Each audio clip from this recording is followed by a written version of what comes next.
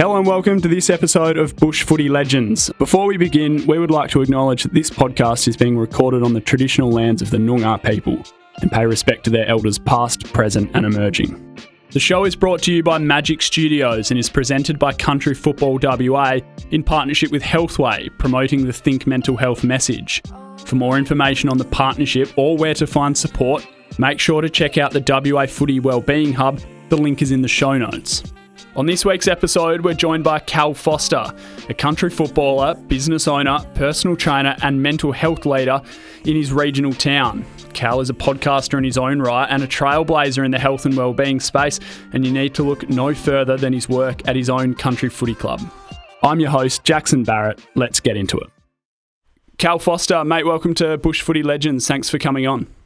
Thanks, mate. Appreciate it. Thanks for having me.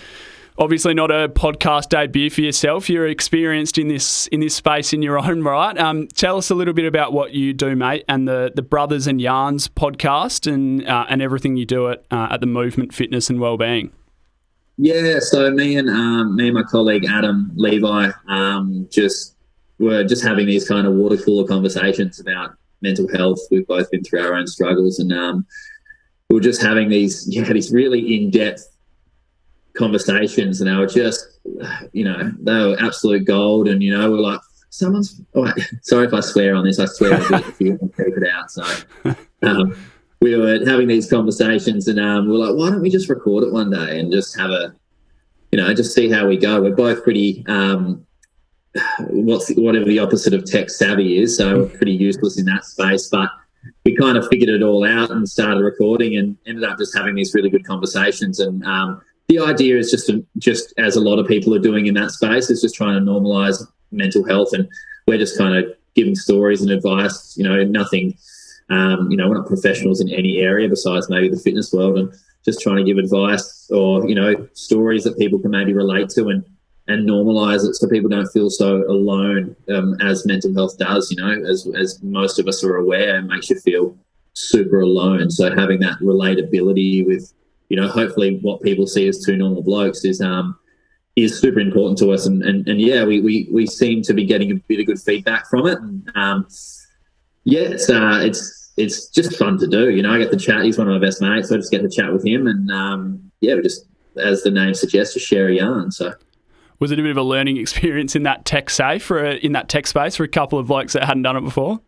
Oh, don't even get me started. We didn't have cords. We didn't have cords for it. I had to go out to bloody Perth and figure out all this stuff. And yeah, it was there was a couple of episodes that we filmed and recorded that didn't quite go through, so we had to redo a couple. And yeah, it's as you'd know, there's a fair bit behind it that goes into it. So we're doing our best. So I'm sure they were your best episodes as well, the ones that never made it out of the studio. Absolute gold. Some of them we always finish in high five and like really surprise ourselves. We're like, shit, that's actually not too bad. And the ones that didn't record are a bit of a bummer. But we always try and redo them a few weeks later just to it gives us another fresh perspective on what we're talking about anyway. So. What does it do for you? I mean, there are so many benefits to the people that are lucky enough to tune in, but I'm sure for you two there are huge benefits as well as far as being that sort of open book and having a space where you can share that sort of stuff, even if it is, it's on the day, it's with each other, you're sharing it with so many more people, but it must be valuable for you guys as well. Yeah, absolutely. We always get, it's kind of our own free talk therapy, I guess. We kind of strategize for each other during the podcast, and we used to start talking before the podcast starts, but we've kind of have a rule now that we don't even really say hi to each other for the whole day until the podcast starts, because once we get started, we don't really stop. But yeah, talk therapy, as those who know that might have done a little bit with counselling or psychologists, the idea of just being able to verbalise issues or just feel like once they say it, it's not as weird or as as taboo or as uncommon as they might think. And once even just talking with Adam and understanding that his struggles are very similar to my own, that you don't feel so alone. And it's once you do that and you feel like you belong, well, not so much belong, but you feel like there is a group of people who are also struggling in a similar situation. It's that kind of camaraderie community thing that we're really about. That kind of just gives you a little bit of sense of purpose and feel like you can get through it.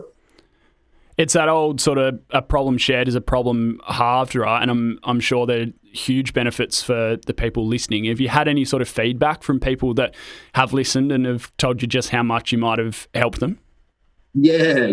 I've actually, it's just where you don't want to sound like coming across as trying to be as humble as you can. But we've definitely had some people, especially around the footy club, come up to us, and a lot of the young blokes. We've had the Colts boys, 16, 17-year-old boys come up to us and be like, we've listened to every single one of your podcasts. When's the next one coming out? And telling us how much it affected them. And I've had a guy stop me in Coles the other day who plays for our footy team, and just quite an unassuming guy, absolute legend, but just told me how much he appreciates what Adam and I are doing in that space. And even messages, a couple of times a week from people, and it's nice. It gives you a good feeling that you are helping, and it kind of everything that we do with Brothers and Yarns is obviously just off our own back, and it's non for profit, and we don't really do anything it doesn't earn us a buck or anything like that. It's just something that we can do to kind of give back, and there's a lot of benefit in that for not only yourself but for the wider community, and we are really seeing that now, being quite involved with the footy club too. A good link there. The footy club, the Dunsborough Sharks, new to the league competition this year, but this sort of massive junior powerhouse in the southwest and a really successful base in that regard. Tell us a little bit about the footy club first of all, and what it's meant to come into the competition this year. Yeah, it's been fantastic. I mean, I haven't played footy, mate, 20 years, to be honest, which will probably give away my age a little bit there. But I played Resi's last year with the boys. I was going to play Muleys, which is a whole nother, another onshore cut for a couple of the old boys and have a little run around. And we had Resi's, the reserves team sitting there, and I played a couple of games for them and kind of got stuck into it. And I think the boys are really proud of what we're doing for the town. Dunsborough is such a footy-based town, and to be able to give the guys not only a club through league but also through reserves and the Colts, and seeing the collaboration and the women's team too, like they're doing such fantastic things, and being able to see over those 4 grades the camaraderie and the community. And the development that everyone's making and the effort that everyone's putting in is huge for the town. We have thousands at our home games, and I think we've still got the biggest crowd for this year on record for the Southwest League. So it just kind of shows how much the town gets behind it and how important it is for the, on so many aspects, how good it is for young men to have an outlet to come and not only show off their skills, but also just build relationships and hang out with like-minded people and have leaders to look up to, and give them something to do on a weekend instead of hanging about town or maybe getting into a bit of mischief. So the opportunities and the benefits of a club in a town is amazing, but especially the Sharks. I've been in this town for all my life, and it's really nice to see how much of a positive impact that everyone down at the club is making on the community. I was down, you touched on that record crowd. I was down the day David Mundy played, where you spoke then, but I also spoke to another guy that, like you, has lived in Dunsborough for a long time, and he spoke about, for so many people, this is a holiday destination and it's idyllic and it's beautiful, but it's also very seasonal Dunsborough.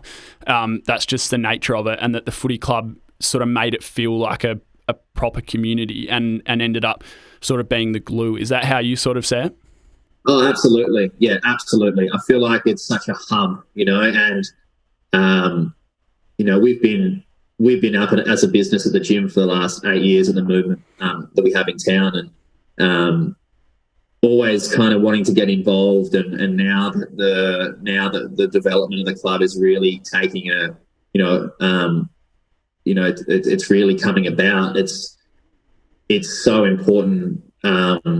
It's so important for the community to get around that, and also to be this center point for people. You know, it's like even down to what are you doing on a Sunday or what are you doing on a Saturday? I don't know. Just go down the club and watch the game. You know, it brings people together, and when you bring people together, and you know, just how many amazing people we have in town and in the community. When you bring those groups of people together, there's, you know, so many benefits of that as well. You know, people building new relationships and you know, creating new things, you know, more benefits for the town and all that kind of thing. And it's centered around such a special game that, you know, being on the playing side of things, we just get to play footy and watch it all unfold and have a great time in the process.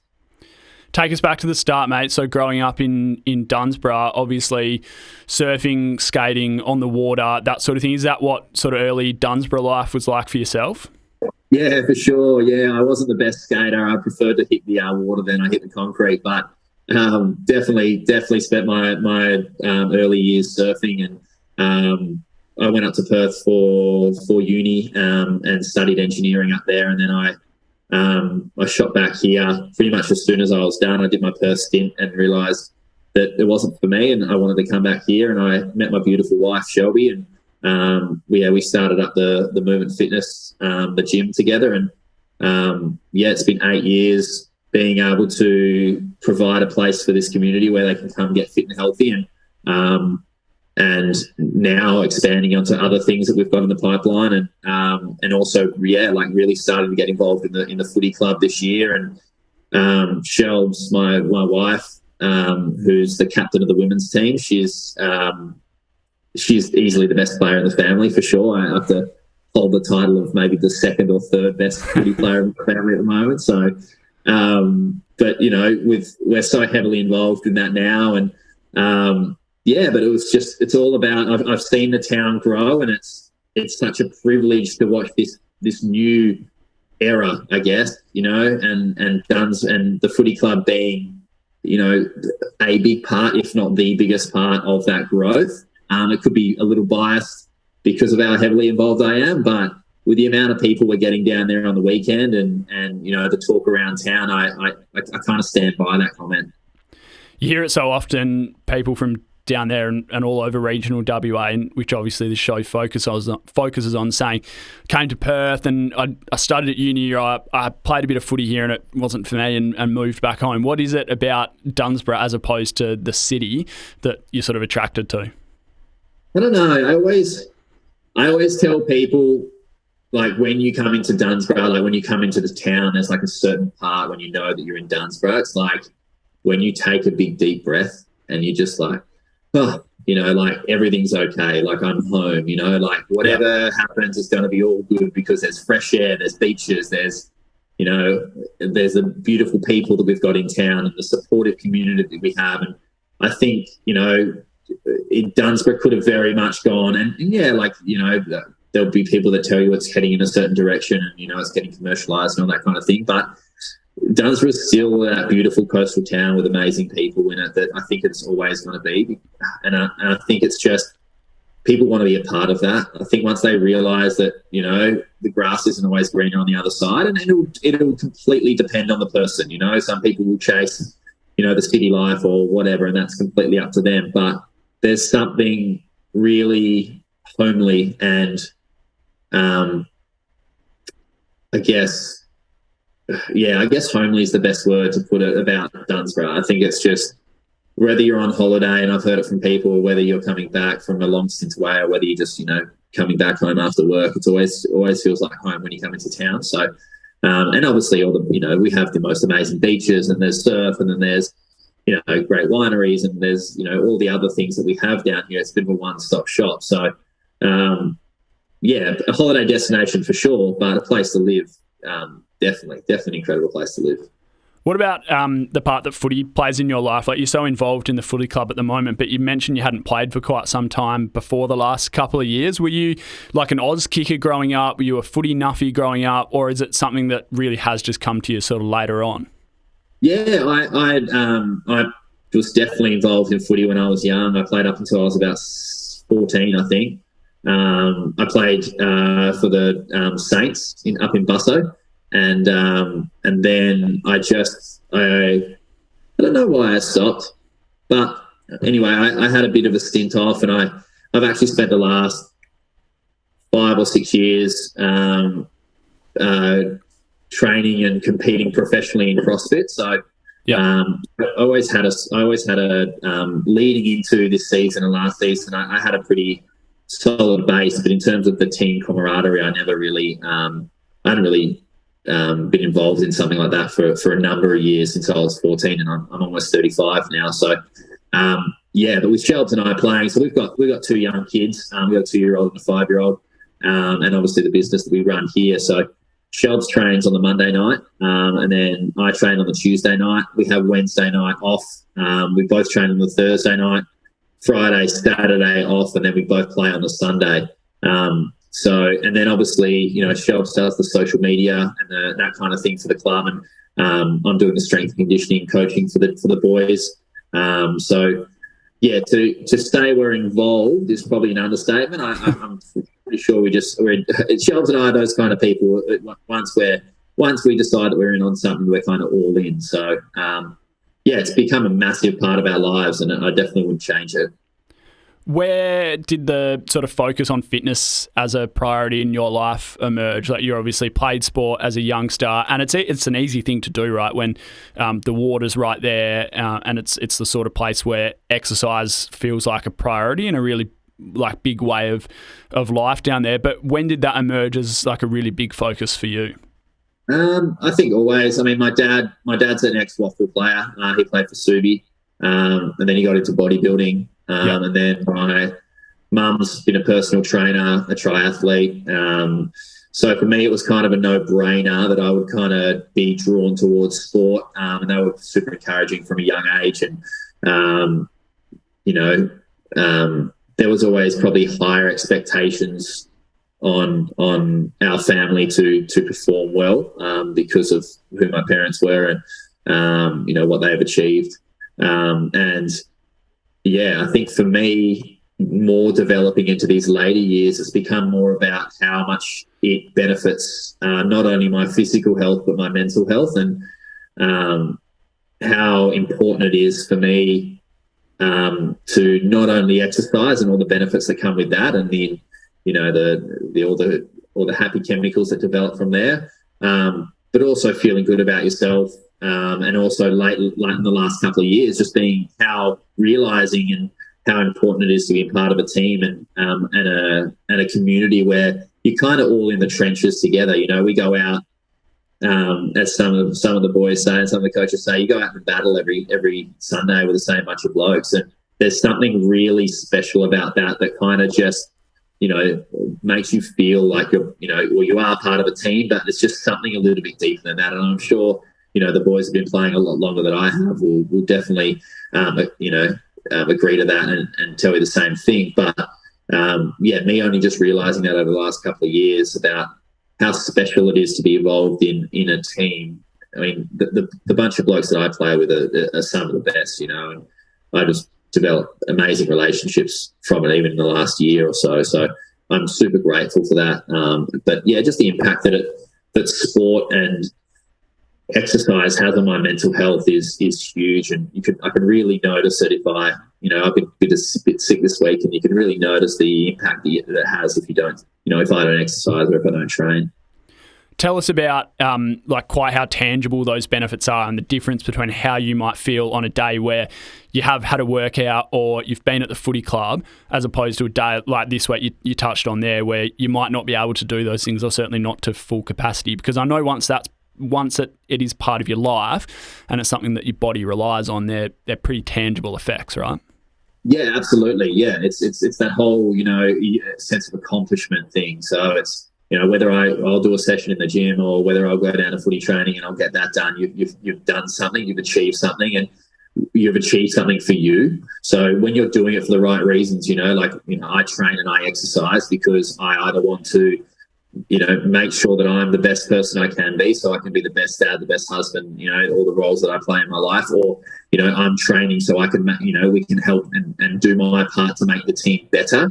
Or, just maybe a guy down at training's had a shit day and, you have a chat to him, or him just being there and having everyone involved and you being part of that has just made his day a bit better, or whatever that may be, those effects are just so underrated. And the days that I don't get that, there'll be, it's not a drastic thing. It's not black and white, and it doesn't go from like, Jekyll and Hyde kind of thing, but it's definitely those days where I'm not as focused as I could be, or I'm not in the best mood as I could be. And it's just a simple thing of moving your body, and that's at the very basis as that is. Then move the body with the team, move the body and being part of a community. And, there's just the compounding effects of all that, the amount of, like I said, compounding effects that has of playing football, of like being part of a community, doing exercise, all those things is just amazing. And like, to be honest, like it's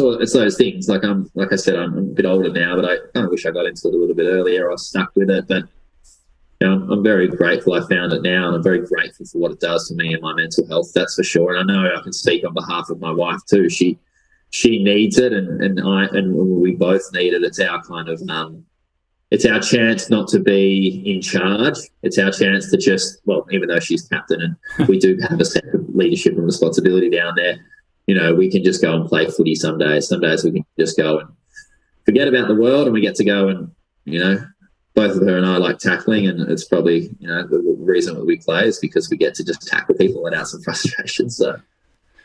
Tell us about Movement Fitness, how it came about. You obviously moved back to Dunsborough from Perth, and the inspiration behind it and what you're trying to achieve in the gym. Yeah, so we started the gym 8 years ago. We're in the middle of town here, and Shells and I kind of just started with boot camps down the Oval. We knew how important exercise was for people, and places we had been training, we just felt like it could be done better. And that's not to take away from the places that we were training. So they were fine. It's just we wanted to put our own spin on it, and we thought that we could do some real good in the community. And we've always wanted to give back to the community that's given us so much. And we just started with boot camps down the Oval. We were using, I think, Kmart kettlebells and PVC pipes full of sand, and we just got a bit of a following that way. And we moved into a space in town, and we grew from 1 room to 2 rooms to a few other rooms, and now we've taken over as much of the building as they'll let us, and we've grown into a community of over, I think, 350 members now. So we're just starting building our new gym, which is located in town as well. So we've just got a slightly bigger venue, and we're going to put a smoothie bar and a cafe in there, and just something extra for our members. And we're launching the Movement online programming. So that'll be via a web-based platform, so an app at the end of the year. And then we've got the retreats that we're launching at the end of the year. They'll be starting up, and then a few other things in the pipeline that we've got going on that all kind of center around the gym itself. It feels as if everything you do, whether it be the footy club or the gym, is so focused on like relationships, and 350 members, but I'm sure some of them would be like pretty close to 8-year members, right? So that's a really important thing as well. As much as the footy club is a club, it feels like this space is a club as well. Yeah, absolutely. For us, we have, we have three main core values that we always focus around the gym. We call these decision filter systems. So anything that we do gets passed through these decision filter systems, and if they come out the other side and they benefit that, or they enhance those values, then the answer is yes, and if they don't, the answer is no. So for us, it's community health and knowledge, or community health and education. So really focusing on the community side of things, making sure that we're prioritising the fitness and other physical and mental health of our members, but also providing them with education to learn about themselves and about movement patterns and all that kind of thing. So for us, community, though, hands down, is the biggest reason why we opened this gym, and the reason that it's still going. And we always kind of say that, we're a place where our members get to come and hang out. We just happen to do exercise and fitness and workouts in there.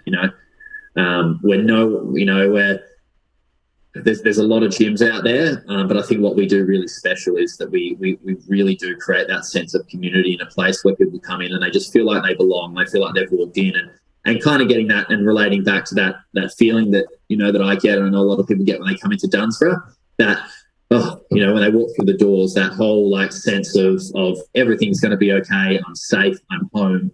It's all good. And that's the kind of feeling that we always want to push and get across when people come into the location. What about people that haven't spent much time in gyms before? I know it's such a big thing for people sometimes, and it can feel like a real leap, but you guys have such a perspective around holistic health. What would your message be to people who have thought about signing up for a gym but have that little bit of hesitancy? Yeah, it's a really hard one, because so often the response wants to be, just come and try it, right? But that's such a hard thing for some people to do. And when we're talking about not only focusing on people's physical health, but also their mental health as well. If we're having, and we do, myself included, we have a lot of people in here that do struggle with their mental health. And to be honest, some of them couldn't give a shit about the physical side of things. They come in here because it's the best part of their day, because they get to see their friends and they feel really good afterwards. And it's a really good benchmark to set their day on or finish their day on. And the advice that we always try and give is just really try and just dip your toe in, Start by looking up what we're about, seeing if you feel comfortable about that. Call us, have a conversation, maybe then come in, because we know how intimidating stepping foot in the gym is. And we've tried our best in here through different kind of procedures and protocols and signage and systems that we have to make it the least intimidating place that we could come to. But that doesn't stop the word gym being an intimidating, word or environment that people, the assumption is. So the advice that we always try and give is take it really slowly. And that might simply mean just giving us a call to start with, or going on our website, or, just having a look at our social media and just kind of dipping your foot in that way, rather than just coming in straight away. But we do offer intro classes for people. We do have completely scalable options for everyone. We do offer personal training. There is that chance for you to come in and try it out. So it is a difficult one, because I do understand that often saying just come and try it is a really daunting experience for people. But like I said, my advice is just dip your toe into not necessarily our gym, but any gym that you're thinking about going to. Just see what they're about first and have a chat to people, and just make the necessary steps at your own speed and not the pace that you think you need to go. Tell us about where your passion for mental health and promoting people looking after their sort of emotional well-being came from. Was there experiences in your own life, or maybe some darker times, that sort of inspired that? How did that come to the forefront of what you do? Yeah, I think for me, it's definitely come from own experiences. I had a battle. It's mental health. It's really important to get across to people that it's rarely cured, if not ever cured. It's not a cure that we're after. It's not, one day you have it, one day you don't. It's the management of it that is the important thing, and it's the ability to recognise good days and bad days and adjust accordingly. But for me, it was definitely some experiences that I had, diving into anxiety and just even down to the person that I was, and not making the right choices with certain aspects of my life, and there being consequences to that, and then realising that I was living a life that was really against my values, and how much anxiety that caused me. I've recently been diagnosed with OCD, so obsessive compulsive disorder, and really trying to just figure out what that is and how that affects my life. And that's for me an ongoing battle. And I've seen in our community also the effects that it's had on other families, and we've had suicides in the community, and even recently, and people that we're close to, and people in the community in the gym, or the broader community you're close to. And you see the effect that it has on the family, because we are a small community and people do know each other, and you see that effect that it has, and you just people shouldn't have to go through that. Like, people should need to realise that there is a better option out there than taking their own life. At the very darkest point, there needs to be better support and better help out there. And I'm not a psychologist and I'm not anyone professional in the game, and, I never claim to be, but what I want to try and get across is, like, I've been there, like, I've been rock bottom, I've been down those paths where you think about taking your own life, and, it's a scary place to be, and it's not something that I ever want. I saw what my family went through when I was going through that, and, like I said, it's an ongoing battle, but I want the least amount of people possible to have to go through that, not only directly but indirectly as well. Through your sort of battles, and now with the OCD diagnosis, do you feel like that sort of opens a window into the way you might have been feeling at the time or previously? Like, do you think, did that sort of open your eyes a little bit to different aspects of your life maybe? Oh, mate, 100%. Like, I felt like, for me specifically, and because I'll never talk for someone else in terms of when it comes to the mental health, but for me specifically, getting diagnosed with that was half the battle, because, I mean, I'm such a perfectionist, and that comes hand in hand with OCD, and there's a lot of tangibles with that. But for me, realising that certain behaviours of mine, have stemmed, and there's so many rabbit holes you can go down. You can do some really in-depth work and have a look at, childhood and inner child work and that kind of thing, which I've done as well. And you start seeing patterns, even stemming from my old man to me and how I was raised, and, certain traumatic events and how they affected who I am. And it really opens it up, and it can be overwhelming, because there's only a certain amount of things in life that you can control. Most of the time it's just accepting, and it's that level of acceptance that either this is how I'm feeling today, or this is why I'm feeling like this, or I don't know why I'm feeling like this, and that's okay too. It's a level of acceptance that, for me personally, has been the biggest challenge, and learning, because I'm still a very far way off being there, of learning to be okay with, as the saying goes, not being okay.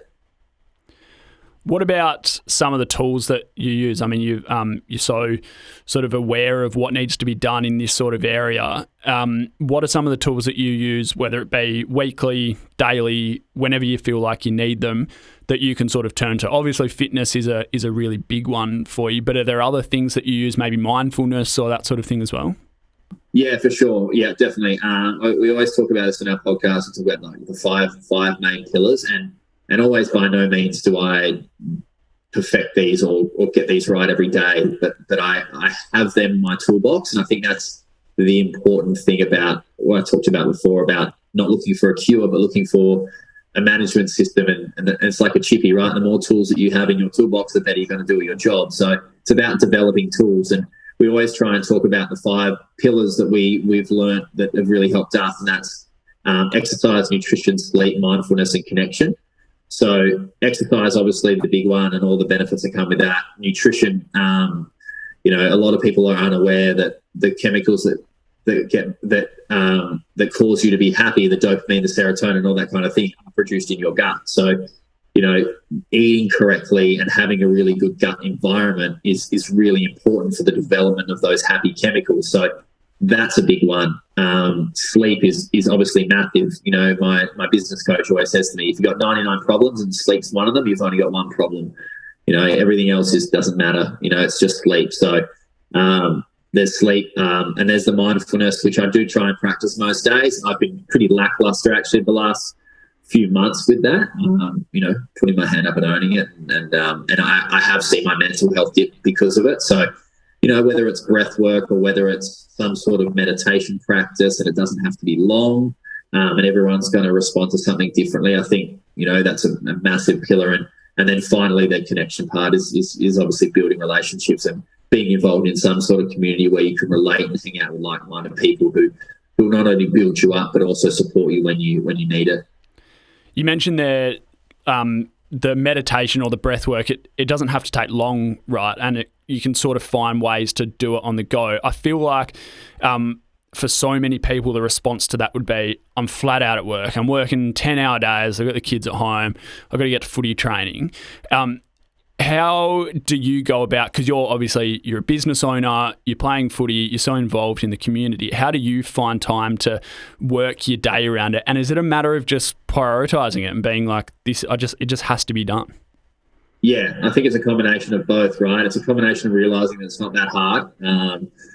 And I am careful when I say that, because I know everyone's schedules are different, and look, to them it might be the most difficult thing in the world, and I do empathise with that. But let's take breathwork, for example, right?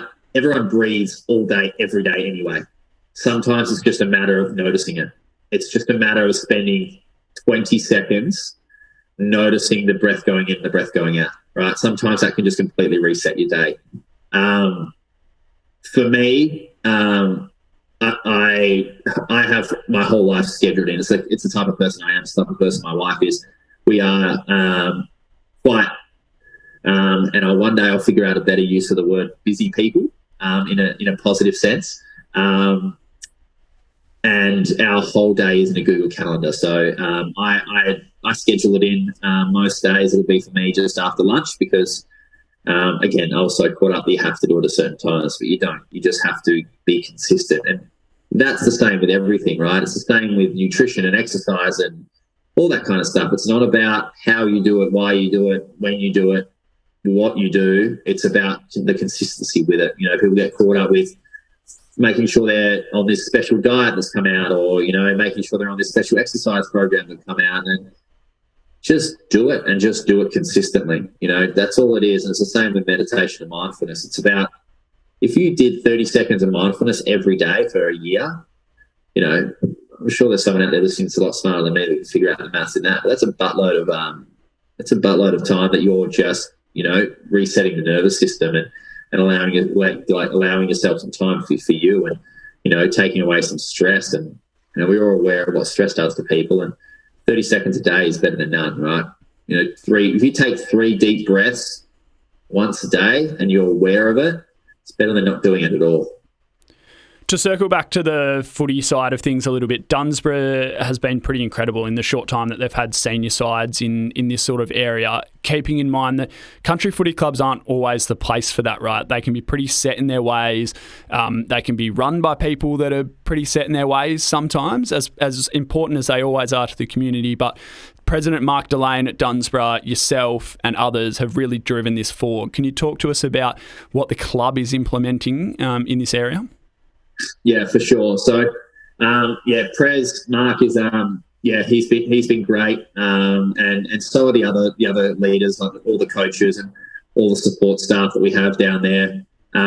Obviously, getting a new club up and running is really difficult, and there's a lot of things that we need to prioritise. And obviously, without a club, we don't have the ability to do any sort of mental action plans, or without it running and that kind of thing. And then there's the whole, making sure that we're actually playing good footy and all that kind of thing. But for us, the focus around the mental health stuff is we really want to be known as a club where young men and young women can come in and they can feel like they don't have to be anyone else. They don't have to hold things back in terms of how they're feeling. They can come down the club. And the difficult part is, and this is what Mark and I were talking about at the start of the year, at the very base of everything, you need your members or players or whoever is involved with the club to be able to come into that environment, chat to somebody there and tell them that they're not having a good day.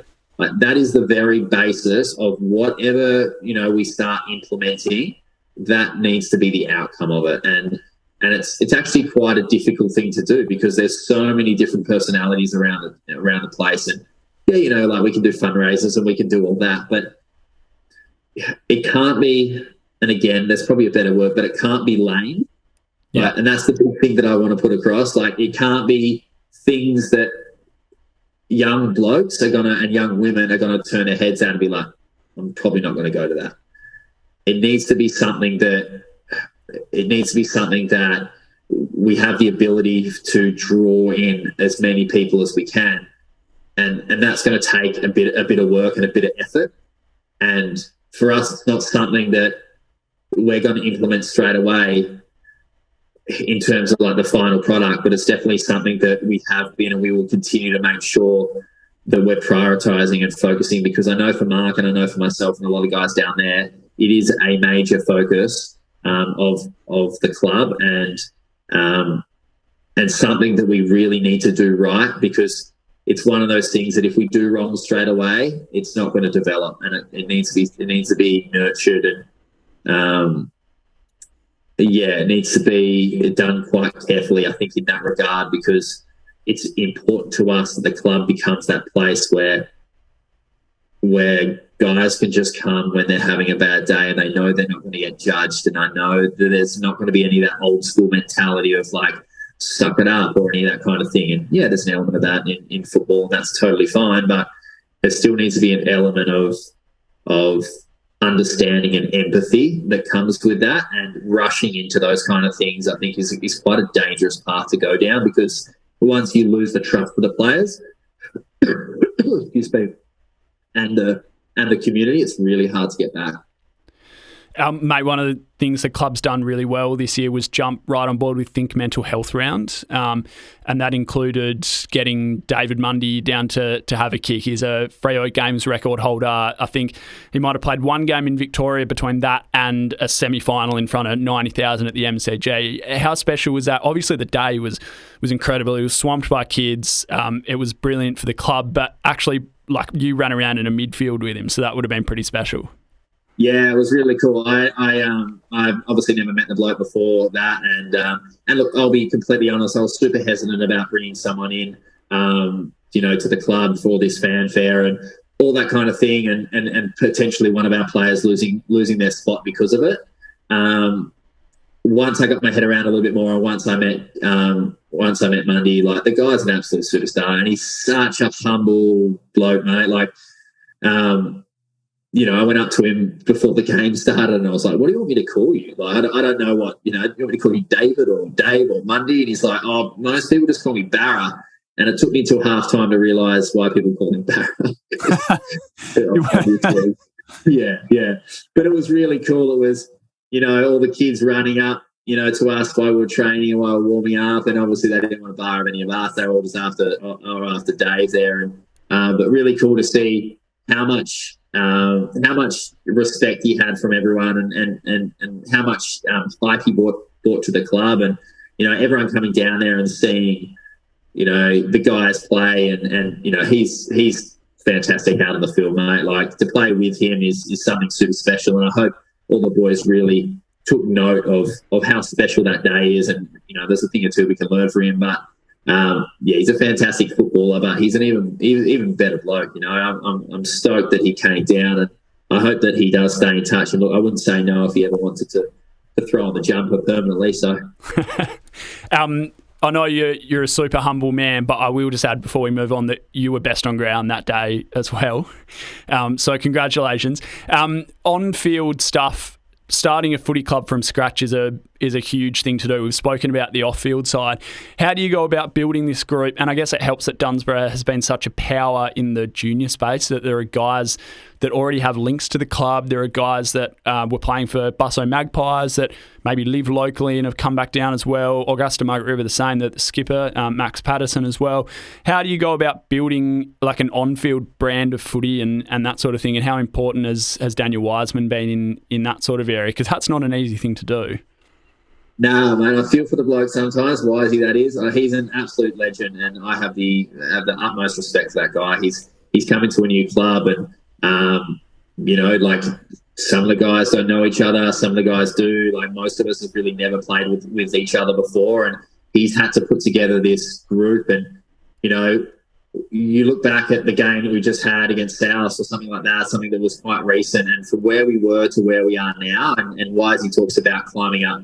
We always talk about climbing the mountain, and we have this picture of Everest that he always draws up, and we always work on climbing slightly up the mountain, whatever that looks like, whether it be, last week we focused on character, and I think that was really important for the guys. But I think we have developed such a great group of guys that really just want to be there. And it's really hard, obviously, when we're not winning a whole lot of games, but the character that those guys show day or week in and week out, to be able to rock up to the club, to be able to play, to be able to have fun and enjoy themselves, and the character and of the coaches to be able to put the amount of effort that they do into the boys and really have faith that we're going to develop, over the next year, 2, 3, 4, 5 years into an absolute powerhouse club. And, I have no doubt that we'll get there. We have snippets and we've obviously won a few games, but there's a lot of times during big games where you can just see the potential that we do have. And, we have, you could probably ask any team out there. We're definitely the most physical team in the competition.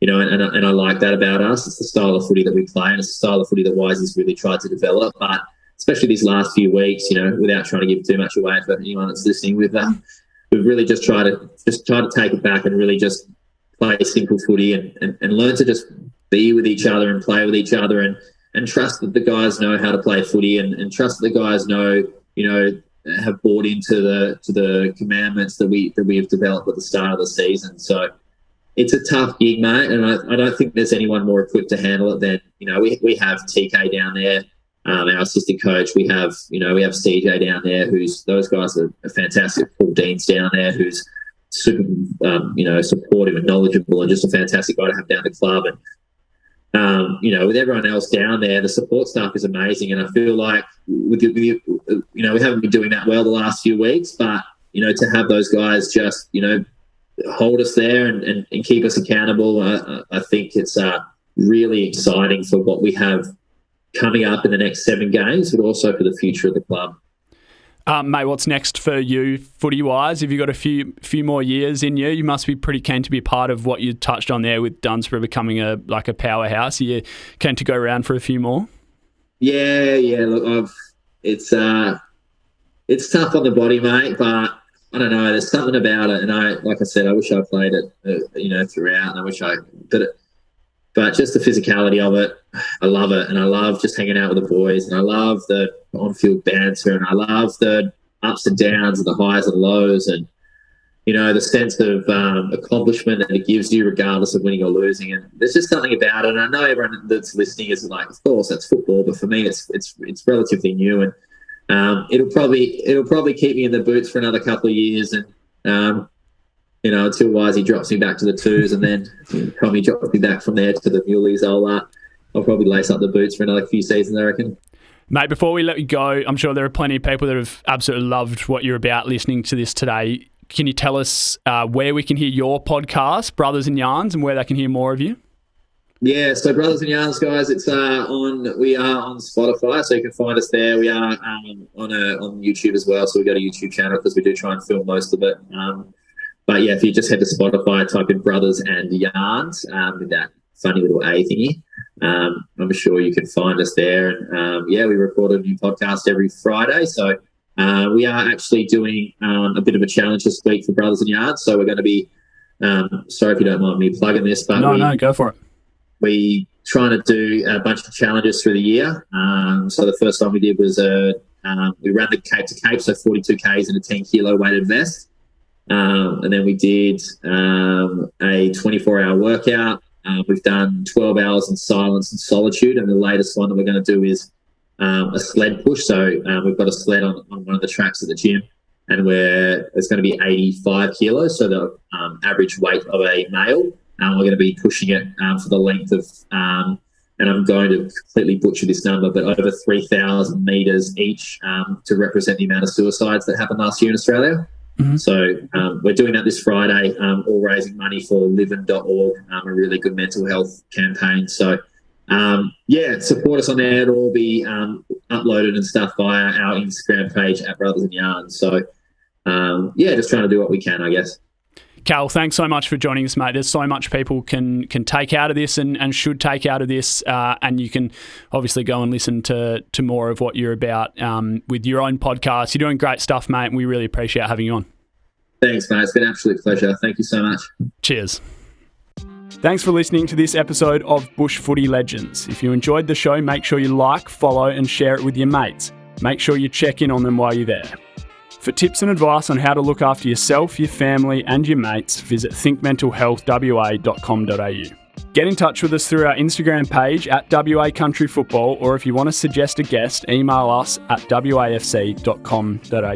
If you're after more, stay tuned. We'll have an episode dropping every week.